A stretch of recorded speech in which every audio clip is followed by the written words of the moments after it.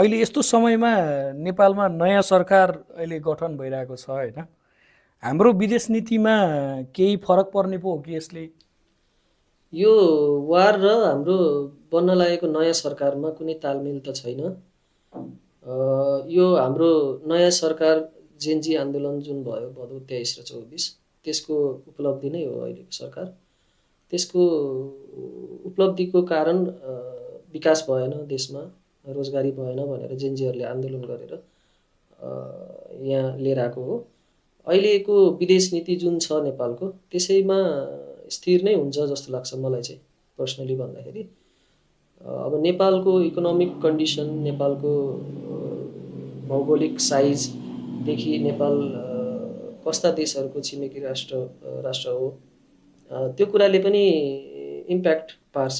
पक्कै पनि यो रासोपालाई अथवा रवि लामिछाने अथवा बालन शाह उहाँहरूलाई यो कुरा अवगत नै छ।